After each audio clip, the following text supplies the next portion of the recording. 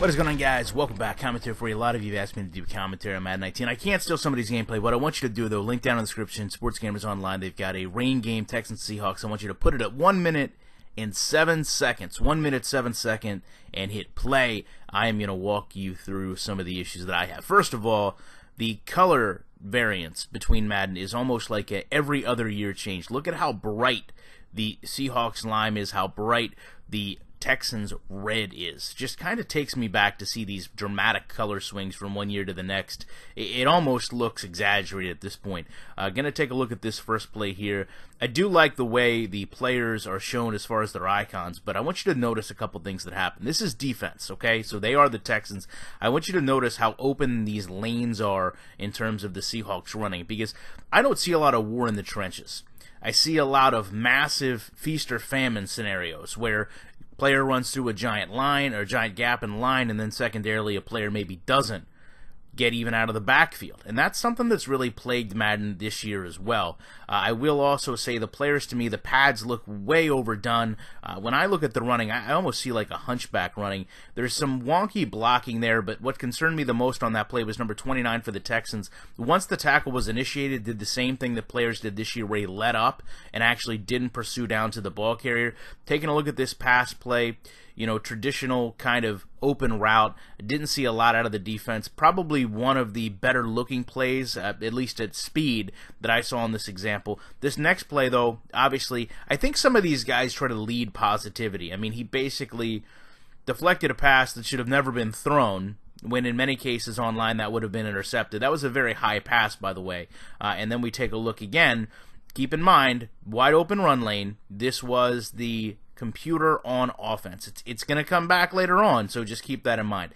I don't know what exactly happened with the movement before, but that quarterback running there was super erratic. He actually ran directly into J.J. Watt, where a lot of quarterbacks in real life would do everything to avoid that side, so kind of puzzles me a little bit. So does the play calling from these gamers that, you know, talk about how great they are with Madden.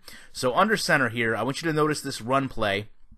For reference, I'm at the 3 minute 15 second mark. Now, when we saw those wide open run lanes when they were on defense, you notice now they're pretty much gone. I mean, instant penetration in the backfield, stops the ball carrier, 2 defensive tackles basically standing right there. We can't see the replay, but I think that goes back to what we talked about before, why we go through the pregame rituals here.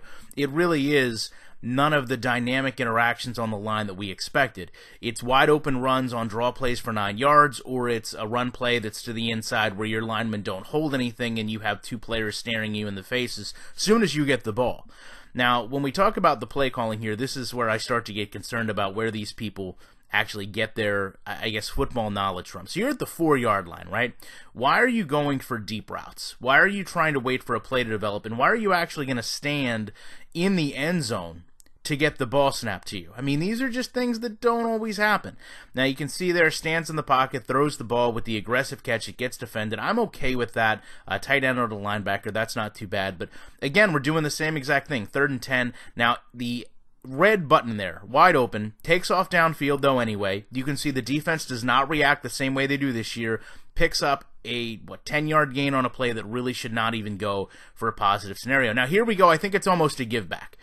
He just ran for 10 yards on 3rd and long when he shouldn't have got a first down, and then he basically walks backwards into getting sacked on the next play. It's almost kind of like they give back a little bit, like they don't want to show all the things that are wrong with the game, and that really interests me, the way that actually gets approached and the way some of these gamers actually let these scenarios play out where you kind of get a balance of gameplay, but it's almost like a forced balance of gameplay. So here we are, 2nd and 15, again, under center. We're taking a look at how this coverage is. I want you to notice the A receiver comes across pretty well covered, but why does the receiver there stop right as the pass comes in and allow the deflection to come through? I don't understand why he would stop that way. That's one of the things. That was very good coverage, but that was actually better coverage because of the way the offense reacted than the defensive unit actually handled it. And then here we go. I want you to notice the tight end A, wide open, major issue in the game this year. Safety bites down for no reason. You've got a tight end going through the Legion of Boom, version 2.0, if you will. Pass that should have never been caught. A reaction from the safety that is just reprehensible, and again, a legacy issue, and that's what we're trying to take a look at. A lot of things here is just the legacy issues. To me, when I look at the running, it looks like a little hunchback this year. I don't know if that's just me or not, but again, goes right back to it. You know, that tight end wide open, the slot receiver wide open down the middle of the field, and it's really not anything that those players are doing spectacular. It's the way the defense reacts to those and the way the zones aren't read or played well by the safety as players cross through.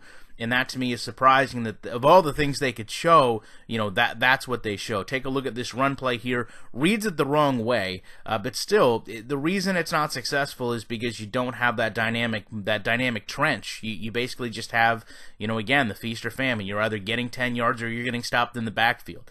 This one pass play that I want to talk about here, 2nd and 14. Probably the second best looking play, goes back to the route we saw earlier, get ran to the sideline. But the flag here, the interesting thing, legacy issue, referee is backwards. I mean, are we serious? I mean, this is something very minute, very small detail, skips right past it, by the way. But this is something that people complained about last year. You know, the referees are backwards at times, the coaches don't hold their play cards at times, and it just looks sloppy. And then now we're looking at a 2nd and 24. I'm only going to do 2 more plays, so those of you that hate this is actually going to be a screen. And you can see legacy issue. Halfback goes right into the line. I mean, this has plagued the game for at least 4 years now. Final play, though, talk about football knowledge. 3rd and 24, drops back. He's going to scramble to pick up how many yards, throws on the run, direct strike, aggressive catch, nowhere near the line. Why is the receiver, you can pause it, why is the receiver not going to the first down marker? Why is the quarterback able to, on the run, get a laser accurate pass that's aggressively caught in a scenario where they're 5 yards away from the line? Why would you begin to run out of the pocket in that situation?